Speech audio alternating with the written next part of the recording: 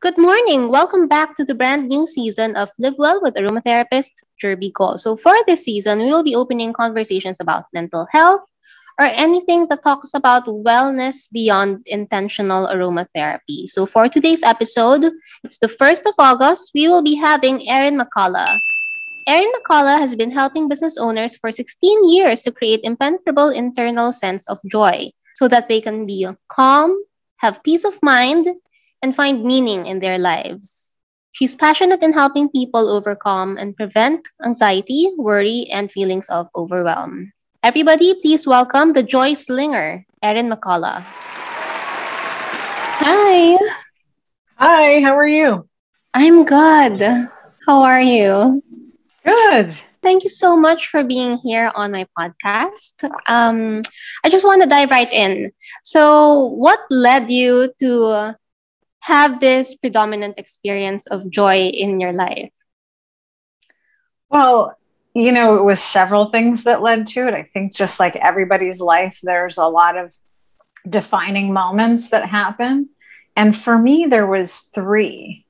One was an anxiety disorder that I created through talk therapy with a counselor. Not to say that there's anything wrong with talk therapy. It's just what my person decided to do with that information. And it was through the process of telling my trauma over and over again that I created an anxiety disorder, which was started with panic attacks that became debilitating to the point where I was not able to leave my house.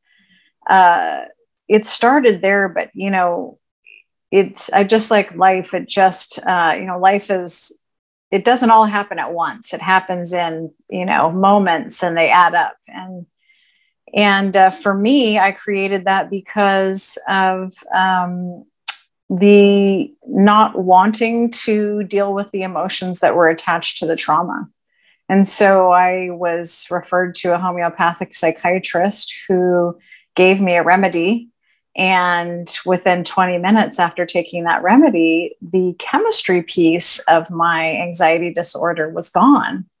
The mental, emotional, spiritual piece, not so much. So I recreated that, and I decided I'd move to a small town. And in that small town, I would live this simple life where I would not get triggered or have anxiety or stress or any of those things. Come to find out that you can create that anywhere because it lives inside you. It's not about the things that are happening in your life. It's about how are you navigating this life. And so I moved to a small town in Hawaii, paradise, and I created the same thing all over again. I started a business and it took off like gangbusters, and it was super stressful and I had a lot of anxiety. And then about 10 years in, I had another defining moment, which was a client had called and she was really upset. And I told her I'd be right there. And I raced over to my friend's house to drop my kiddo off. So I could go deal with that. And in doing that, I backed into my friend's driveway and I sideswiped my car on her husband's truck, which there was no damage to his truck. But I found out later that he was under the truck working on it, and it was on stilts, and he thought it was going to land on him and kill him or hurt him. And I just decided at that moment that this is not the way to live life, to be so frantic that you're, nearly creating accidents that are life-threatening. And so I delved into self-development. I started going to seminars and reading books, and started to make some changes in my life, and things started to feel a little less heavy. And then I found myself in a divorce that sort of leveled me. And I thought, gosh, I'd spent all this money and all this time doing self-development. And here I was in one of my darkest times, and I didn't have any actual strategies that I could use to get out of this feeling and this space. And so I picked up this book. Maybe you've heard of it. It's called A Course in Miracles. So this book it has 365 passages, and it's meant to be a passage a day for a year. And so, so I decided I'm going to go to the beach every morning. I'll read a passage and just, sit with it and decide what I think of it. And I thought it was okay for the first month. And then the second month, something like very strange happened. I would open up the book and I would look at the passage, and I kept getting this same message. It was, the path is joy. The answer is joy. I just kept seeing joy, joy, joy. And I literally one day like raised my arms in the air and was like, okay, I get it. It's joy. But how do I get to that? How do I make that happen in my life?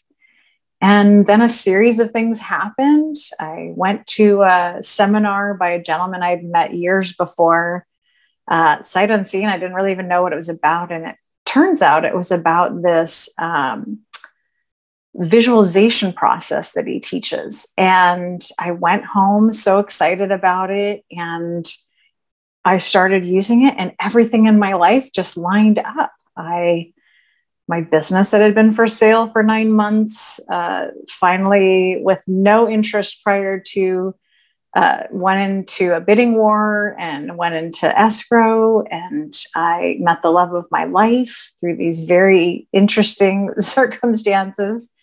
And then I found my purpose because I went back and I trained under the gentleman that taught the visualization to teach his regular seminar. And I came home and put on that seminar. And in the seminar, like 5 minutes in, it was like I got this download of all the things that I had ever been through and learned. It all just came into being. And I went, oh my gosh, this is my purpose. I'm supposed to teach people how to find their joy and cultivate it daily. So that's their predominant experience. And so that's what I've been doing for the last 4 years. Wow, that's amazing. I mean, from you having all those struggles and then eventually overcoming it. And now I know that you have been coaching a lot of people for the past 16 years and helping them to encapsulate joy, discover joy in their lives. But I just also want to ask, what is the difference between happiness and joy? How can we distinguish one from the other? To me, the difference between happiness and joy is that happiness is based on something external. It's, things. It's like, oh, I got a new car. That's so exciting. Or I got a new house, or I got a promotion. And that's outside of yourself. And while it is exciting when those things happen, it's not lasting. It's not long lasting. And it's not something that you can exactly cultivate the experience of every single day just by, getting another thing or, amassing, things and money.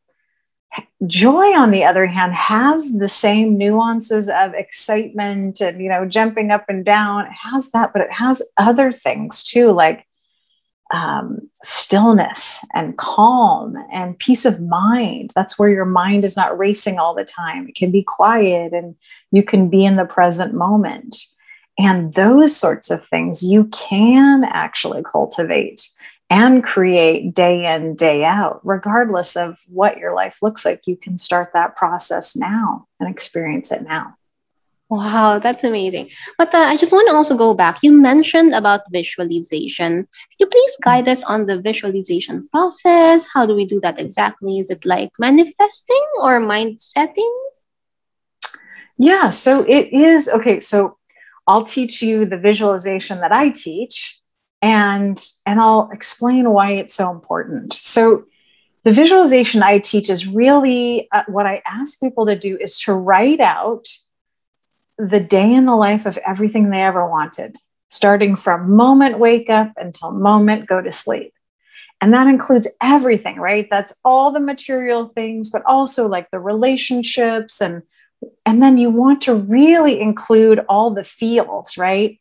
What does that look like, taste like, smell like, sound like, all the things, right?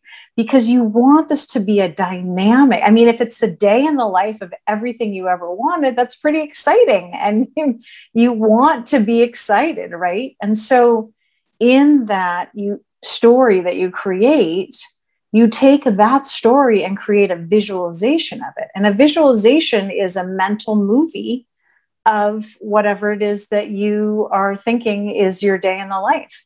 And in that mental movie, you actually are in it. You're not the camera. It's you going throughout all of the day, doing all the things and spending time with the people and having purpose and meaning and all the things that matter.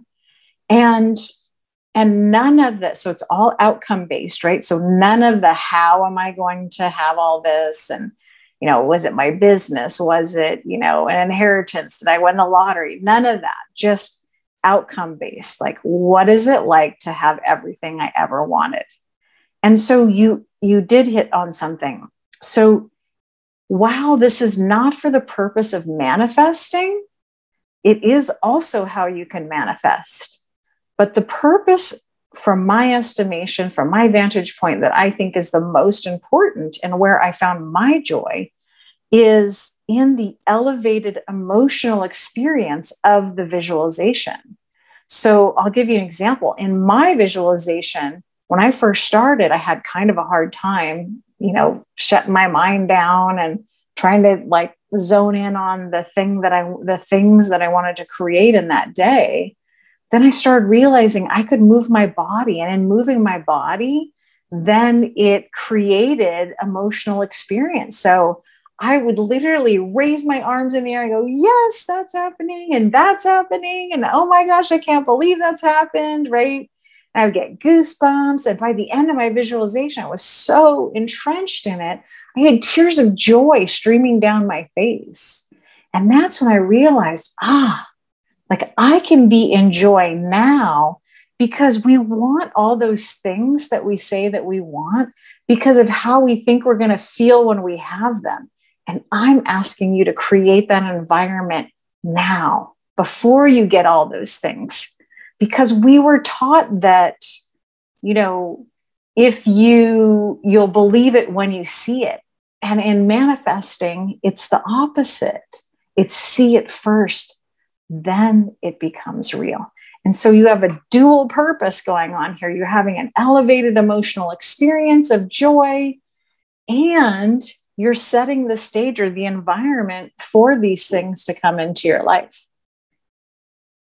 Wow, that's very correct. I mean, I think that technique or strategy is has been very helpful, especially for all of us who has just went through this pandemic. I mean, it's still going on, especially here in the Philippines. It's not yet that as stable as how it is there. But I recognize that stress and anxiety is at its all-time high. What other strategies can you share with our audience on how they can manage stress, anxiety, and feelings of overwhelm and worry?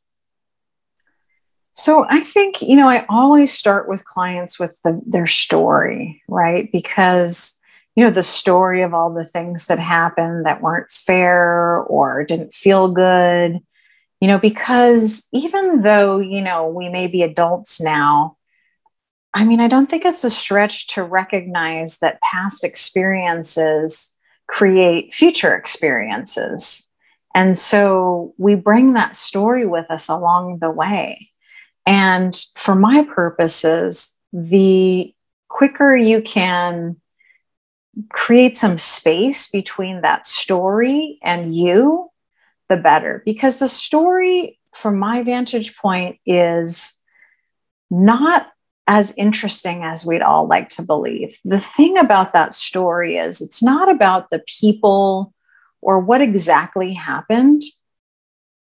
I think it's about what you decided about yourself because of that story. And so when you can recognize that, all us humans sort of had the same experience of, our story, and it was things like, I'm not good enough, I don't deserve, I'm not worthy, I'm not lovable, things like that. You can imagine if you made that decision at a young age, that you're still sort of taking that along the way. And when you can recognize that that's going on behind the scenes by getting further from that story and understanding things like, you aren't your story. That was just something that happened for the purpose of your growth as a human, your evolution. And other things like you are not your thoughts, the thoughts that, from that story, like I'm not good enough, those thoughts, they're not who you actually are. And the emotions that you created because of those experiences, those actually aren't who you are either. Those create a roller coaster ride of events in our life. But how I know you're not those things is because you can have a thought and you can have an emotion and you can name your story and tell me what those things are. So who is that that's naming? If you were those things, then you wouldn't be able to separate yourself from that. But the fact that you can tell me about it, and you can express an emotion or a thought, that tells me there's something else at play here. So that's who you actually are, is the namer, is the spectator of those things. And so what I teach people is how to become that spectator in a way that they can understand that these past experiences are what's shaping, how we're making decisions, how we're in relationship with people. And some of them serve us quite well. We've done quite well for ourselves. Some of them, not so much. And those are the ones that we want to take a look at and try and navigate a little bit differently. So foundationally, that's what I'm after, is to get separation from the story, separation from the thoughts, and separation from the emotions. Not so that you don't have emotions. We want to have emotions, but we don't want to wallow in them, and we don't want to get stuck in these cycles of things that don't feel good, because we are meant to feel good mostly. Does that make sense? Yeah, definitely. And with that regard, I wanted also to talk about resiliency, especially like it has been a buzzword also in the past a year and a half because of the pandemic. But how can you stay okay and functional if you feel that, you feel that life has been beating you left and right? Sometimes it's just hard, right? For some people. Don't you think it's hard to stay resilient and be okay if there's just so many things that's going on around you? Yeah, I mean, I totally get it. There certainly was a lot going on like every aspect of our lives, right? For us parents, we had kids that were home. We still had to do work, and then on top of it, I think humans' biggest fear is death. So, it doesn't get any more real than a pandemic, right? And so I think that just triggered a lot of people into sort of chaotic thinking and emotions and, overwhelm, anxiety, all these things. And I like to just explain my definition of those things, because I think through my definition, you may understand it a little differently. So to me, anything that's like a low level experience emotionally, like anxiety, stress, overwhelm, worry, depression, those sorts of things, they're all the same. They're this wanting to control people or circumstances, and then at the same time having their unconscious recognition that you aren't able to. And so that dissonance is what's creating the ill feeling or feelings, right? Is wanting to control, right? Because we want, everybody to show up. If you say these words or these things and show up this way for me, then I get to feel good. But if you don't, then I get to feel angry or upset or disappointed, right? Mm-hmm. But when we recognize that we are responsible for our emotions and they are completely ours, and that nobody else can make us feel any way, or no thing else can make us feel any way, then we go from lack, which is the pandemic, that person, that circumstance made me upset, angry, anxious, whatever, depressed, to these things happen. The pandemic definitely happens, still happening. People are still going to be themselves. They're going to show up however they show up, and circumstances are still not going to go the way we want them to. And we get to decide. So those things happened. And while I feel this way, anxious, worried, whatever, I get to own it. I get to look inside me. The journey is inside versus outside. That made me feel this way. These things happened and I feel this way. So I'm going to go inside. So that's the difference. That is responsible and empowered, or I'm empowered because I recognize that I'm having an emotional reaction to whoever or whatever. And I get to own that and go inside and go, oh, and try and reconcile that with myself versus trying to get everybody else and everything else to fit into what makes sense for me. Does that make sense? Yeah, wow, that's very beautiful and meaningful. And you mentioned about triggers. So, what is trigger avoidance and how can it be bad for us? Well, I mean, I hate to break it to everybody, but we're in trigger avoidance all the time. Like literally all that we do is to avoid emotion. And it's not our fault. Nobody taught us that that's not how it's supposed to be, because from a young age, kids fall down, they hurt themselves. You're like, oh, okay, honey, you pick them up. It's okay. Don't cry, So we're just stuffing down emotions and learning how to not experience them.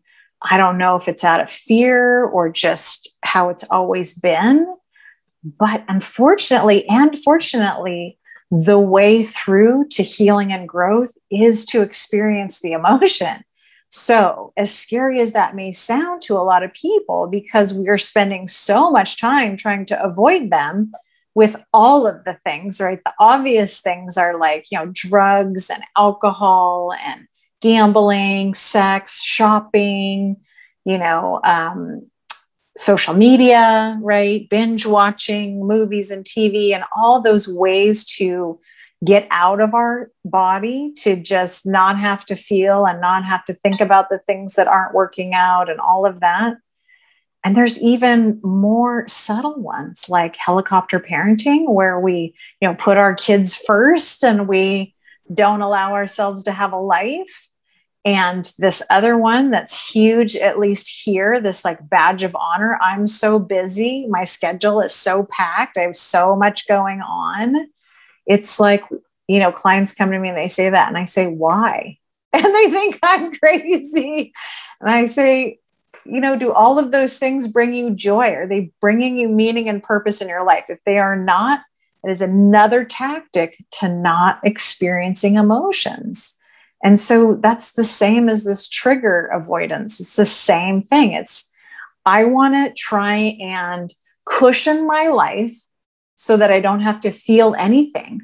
And the other way that we try to cushion our life is through this idea of when I have enough money, when I have enough things, when I have the car and the social status or the work or business status, or I've got that promotion, or I'm sitting as the VP of whatever, or CEO, or all these labels that we use to create this idea of security.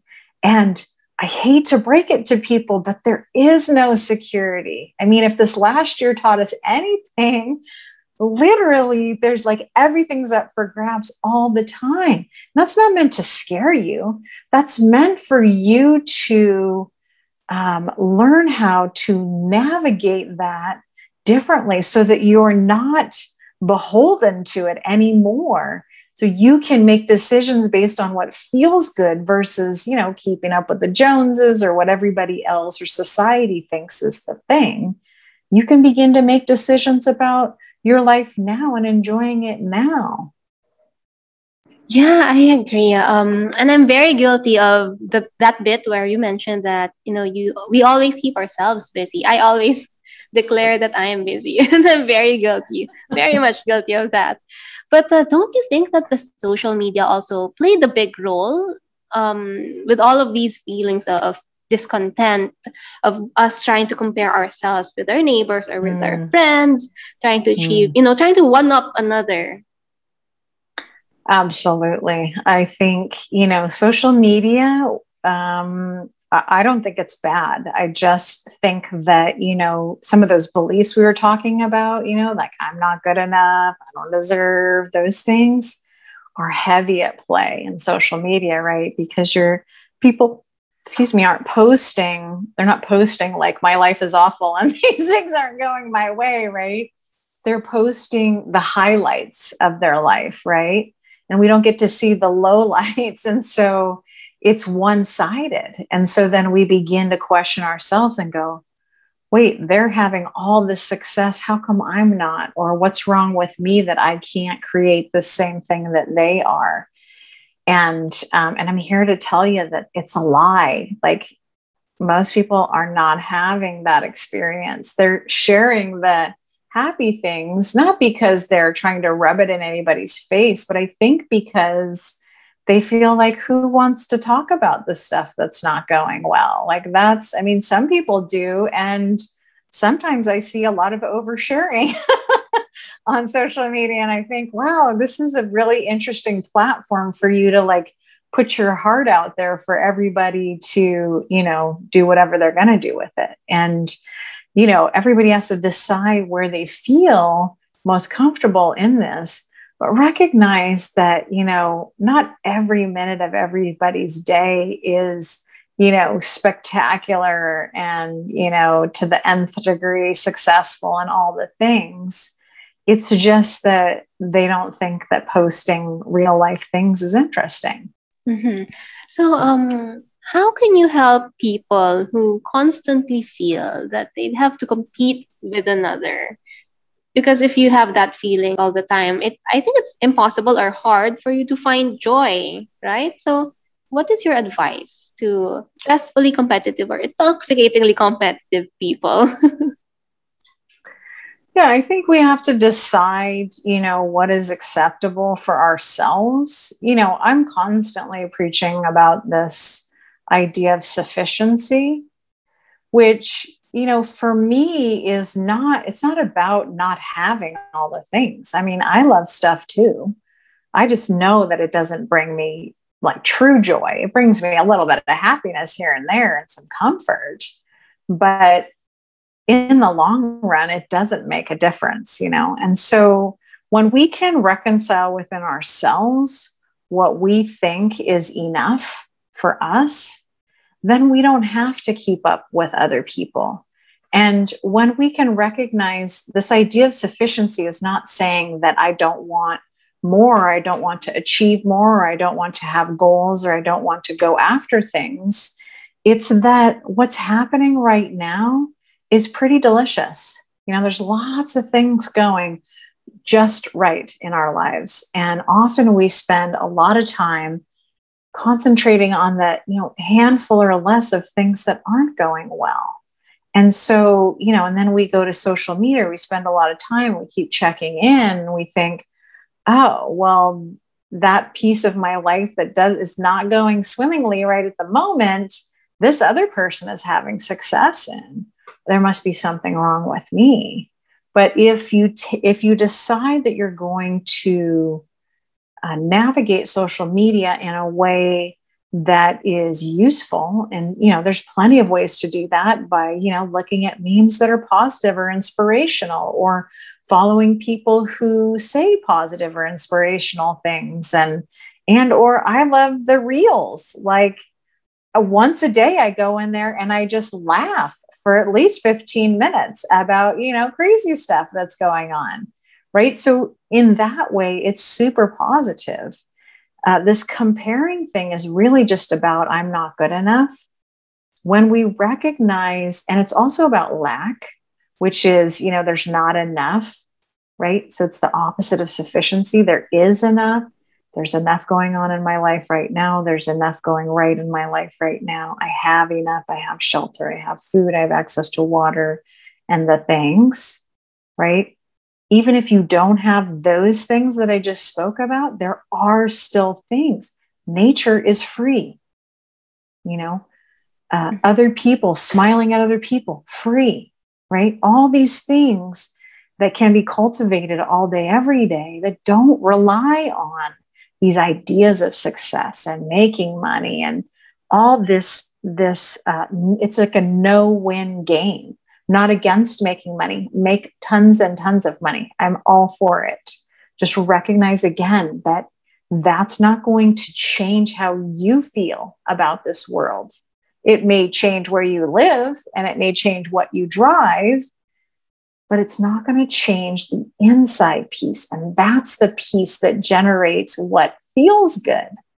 And so when we recognize that, then when we have a reaction to things like social media, we can look to ourselves and go, oh, where am I in the lacking piece that I think there's not enough for them to be successful on their journey, how they've done, and for me to be successful in what I call success on my journey and how I'm doing things.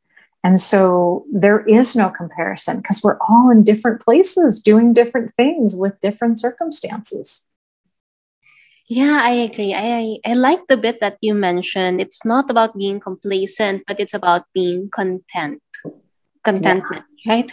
And I guess what the past year and a half has taught me is to be grateful, like what you've mentioned, to recognize what you have, the simple things that you have. You don't really have to have like a grand life, the latest car, latest whatever. Even being healthy, not sick, is enough for us to be happy and grateful for surviving and living the past year, right?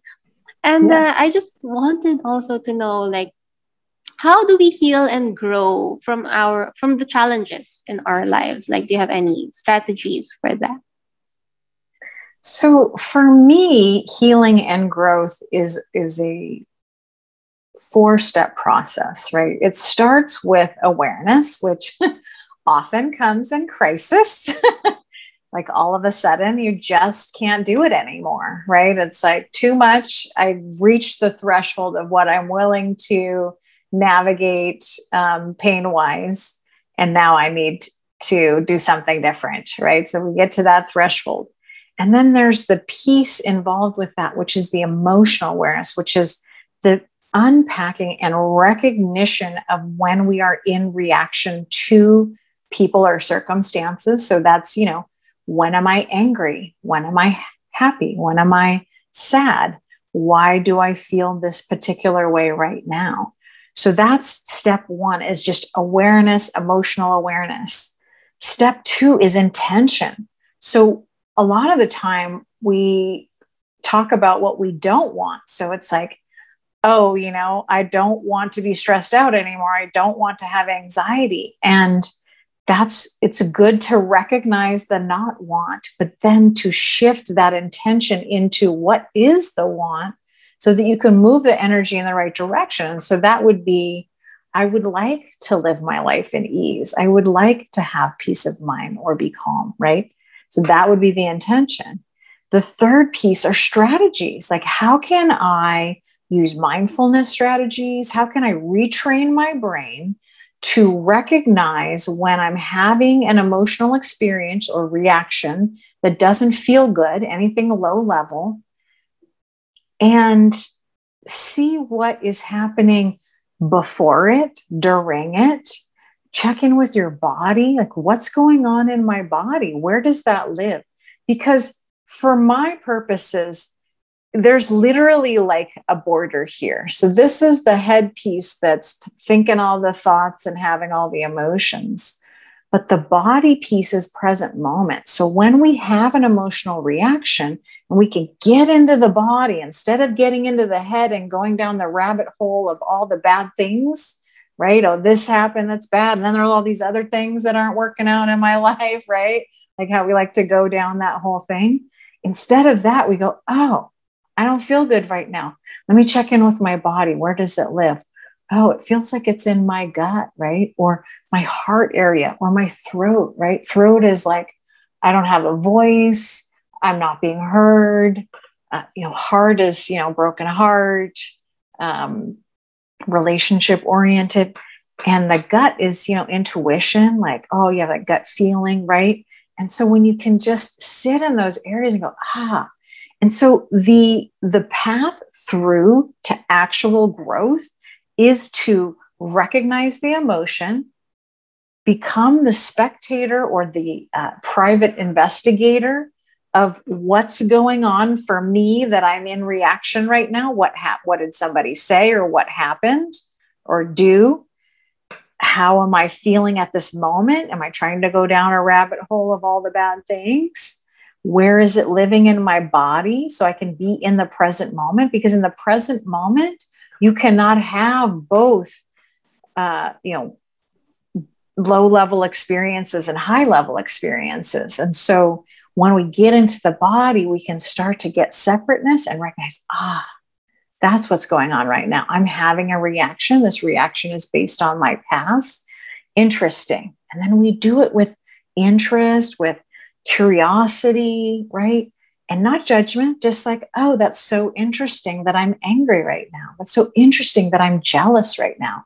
It's so interesting that I'm feeling sadness right now. I wonder what that is, just for the purpose of recognizing it. And we want to recognize it so we can see it coming from a mile away. This way, we're no longer surprised when these things happen. It's not all of a sudden I'm angry or upset or sad. It's like, oh yeah, it's that thing again. There's that thing again. Somebody said, it's very similar to that last thing that somebody said, and I had this reaction. Interesting, right? And we get curious about it. Not so that we can find it and who's at fault or any of that. It's just, ooh, what's going on for me, right? That's that responsible stance. What's happening to me? This happened. What's going on with me? And so you get into that space and you get into your body and you get into present moment. And then it's the last piece is the practice of that over and over again until you create new norms, right? So we learn how to sit in our emotions. We don't cover them up with alcohol or TV or social media or making our kids come first or being busy. We just go, oh, I'm having an emotional reaction. I sit with it. I recognize it. I contemplate about it. I get curious. Like, why is that here? That's interesting. Sit in my body. Where is it in my body? I just sit with it. And then every time that happens, we do that. And through that process, we heal all those emotions. We don't tamp them down anymore. We don't just go, oh, that didn't feel good. Can't wait to get home and have a glass of wine. Can't wait to, run home and watch my new series on Netflix or whatever, right? We just go, oh, I had that experience. And then you don't need all those things. You don't need alcohol or drugs or being super busy or over exercising or, all the things that we do to distract ourselves. You don't need them anymore because there's nothing to distract from, because we're experiencing the emotion and then we're letting it go. And it just goes. I'm not saying don't wallow in it. You can't anyway. Once you get into your body, your present moment, and you can't wallow in it any longer if you're being in that moment. And so that to me is the process of healing and growth. And that is why we are here. It is our birthright to experience our life in joy. And the only way to experience it is to feel the emotions and let them go versus what we've been doing, which is tamping them down and trying to avoid them at all costs. Wow, I really liked what you said that, sometimes when we are so much into our emotions, we just let the emotion overcome us. And I like that bit when you said you have to peel yourself away from the situation, be the third person, observing what's going on and recognizing all those feelings and being curious about it, why it's happening and all. But I'm just curious as well, Erin, have you ever had a client who has had a hard time doing that? Because that's the first process until you reach that point, until that you're able to recognize those feelings or until that you're able to peel yourself away from that. I don't think you can ever move forward. So my question is, have you ever met someone who's struggled to do that first step? Certainly. I mean, most people, by the time people get to me, they are in some sort of crisis in their life. They're, just can't do whatever the thing is anymore. And they're desperate enough to hear new information. See, we're stubborn and our brain, it's not exactly our fault. Our subconscious mind does not want change at all. Like, it is only interested in survival. And so when we introduce new things, new actions, new thoughts, new emotional experiences, and a way to navigate those, it is uninterested. So you have you have your subconscious mind and resistance, right? Then we have our, family and friends that, while they would love for you not to be this depressive person or this downer or whatever, when you start to change, all of a sudden they have to start looking at their own stuff and go, oh my gosh, then they don't want you to change, right? Resistance again. And then society would love you to believe that, keep going after the money and the cars and the houses and the relationships and all those things outside of yourself, because that's what makes, whatever, the economy work, or, our society work. And so there's resistance. But I'll tell you, when you get super clear that you are not going to live your life that way anymore, if you can be consistent enough, you won't do it every time, because this is many years in the making, right? We practice this other way so many years, right? So it's new. It's like going to the gym. You got to go and you got to show up at least 3 times a week. And, are you going to make the mark every time? Absolutely not. So, you just try to be steadfast. You just try to go, oh, okay, there, I did it again. That thing I didn't want to do, I did it again. And just be lighthearted about it. Don't be down on yourself. You're learning. It's new stuff and it's challenging. You got resistance within. You got resistance all around you. Of course, it can be difficult to navigate. In terms of people that are coming to me, I know when they can't fully engage with me that they're just not ready. They haven't crossed the threshold of, I'm willing to do what I need to no longer feel that pain. And when they haven't got that far yet, I say, I bless them and I let them on their way. And I say, if there's anything I can do to help you, please, I'm here. My door's always open. All I want is the best for you. And when they're ready, it might not be this lifetime, but it might be, then they'll come back. Otherwise, they're just not ready yet. There is a threshold that we must cross before we can take in the new information. It has to be painful enough for us to open up and go, okay, there must be a different way to do this, because this way sucks so bad that I can't do it anymore. And unfortunately, that's what it takes. As much as we'd all love to be able to evolve as humans just by knowing intellectual information, we've got to feel it. It's got to be meaningful enough. It's got to hurt enough in order for us to take the steps to make it different. I agree. Change has to come or has to start from within ourselves before we're able to finally see transition. And I guess the past year and a half, because of the pandemic, a lot of people have suffered in unimaginable ways, like things that they were never prepared of. Like what you've mentioned, like people don't really like change. And this is a big change that there's so much uncertainty about, right? So, what are the common steps that you advise your clients in the past year and a half because of the pandemic to help their mental health? Well, there's definitely a lot of things. First and foremost, keeping your eyes or ears glued to the news all the time is not good for your mental health. I agree. Yeah. And, and that's, it's like, what are you bringing in? What are you taking in, right? If social media is causing you anxiety or, some of the things that we spoke about, then take a break, or take it in small doses, or, communicate with your community in a different way, find a different way to communicate,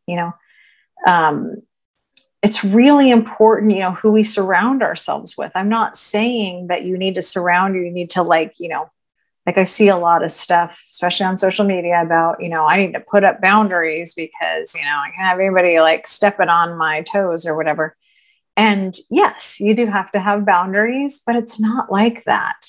Boundaries are not this hard and, it's when you're doing it that way, it's not an actual boundary. That's still a hurt that you're just not navigating. a boundary is where you feel so confident in yourself and what you know is right for you that people cannot. Again, it's irresponsible, right? If I'm like setting a boundary to keep you out, then that tells me that you haven't navigated the internal work. When you have the internal work navigated, the boundary is set by your being on your true north. You know, you being, your compass is set for you, not for anybody else or anything else. It's for you. And if somebody does step on your toes, you can politely, without being angry or any of those things, just say, gosh, you know, that didn't feel very good for me. I'll own my experience of it. And this is how I'd like to be treated differently. And it can be just like that. It can be that nice. And it need not be something forceful or, you know, because when we do it that way, then the work just hasn't happened yet. And it's okay. We're on the path. That's why you're starting to even think about boundaries. So wonderful. You're on the way, you know? Yeah, I agree that, you know, we can't really, I guess, embrace change in a snap. It's like a step at a time, like what you've mentioned, right? If it doesn't go well, it's okay. Just recognize it and then just change it next time. Be better next time. I'm just curious, Erin, like how does your day normally go? I wanted to inspire everybody's listening. Like how does Erin's life, like in the morning when you start your day, how do you know? Do you think of happy thoughts? Do you, you know, as you make your coffee, what do you do? What is it like for you? So I have a very specific practice that I start my day with every day. One is a meditation visualization, 30 minutes. That is dedicated to, meditation for me is for the purpose of clearing your mind to have no thought. And so I put on music that is of interest to me. It doesn't have words. And I clear my mind and allow for no thought to take place. And then I usually have some sort of visualization in terms of something that I'm either wanting to manifest or an experience that I'd like to create for the day, which typically is joy. And so I spend that 30 minutes in quiet. And then I get up and I walk my dog, and that I spend listening to something that speaks to me on a deep level. There are a few people that I regularly listen to so that I can get into the right space, so that I'm holding the space that my clients need, the environment for them to be open and honest with me and tell me all of their things so that I can help them navigate what feels good for them. And that walk is anywhere from a half an hour to an hour. And I consider that a walking meditation because as I'm doing it, I'm not only listening to something that speaks to me on a very deep level, or I like to say speaks to my soul. I'm also in the present moment and I'm connecting with nature.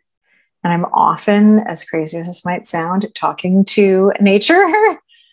Acknowledging trees, acknowledging flowers, acknowledging other animals, you know, all of that. And then I come home and I make typically I make a smoothie that is super dense in nutrients so that I can prepare my body for the day in a way that makes sense. And then depending on how many clients or what I've got going, I try not to see more than 2 clients a day because I want to be able to hold the space in a way that makes sense. I've seen up to 4 or 5 in a day, and it's totally fine. I need for me to stay in this space of holding the space for them on their journey to joy and understanding their past and reconciling it. I need to be able to have some stillness. And so I practice some of my stillness activities throughout the day to get in the present moment so that I can recharge my batteries and or just get I don't know how to explain stillness in any other way than just quiet. And that allows me to be intuitive and hear them on a deeper level than just the words that they're saying. It allows me to understand what's going on for them in a deeper way that is sort of the gaps between the words, so to speak. And so, and then I do probably 2 to 5 podcasts a week, because it helps me to solidify what I know is the truth and be of service to people that may not be able to access me otherwise. And the information that I'm sharing, I think, is vitally important. And so it's not that I'm the end all be all. These things I'm talking about, I didn't come up with them. They're just my experience. But some of them I've heard from other people, and it was a recognition on a deeper level. There is a universal knowledge that I feel like I tap into with clients on podcasts. I find that sometimes I feel like I'm just the conduit to the information. It just comes out. And same with the intuition. It's less about, not to sound too woo-woo, but it's less about, what do I know as a human, but what can I hold space for so that information can come through, because this is not proprietary information that I have. It's just a knowing that I heard from others and pieced together and used in my life. And now I share it with others because it's been so meaningful to me.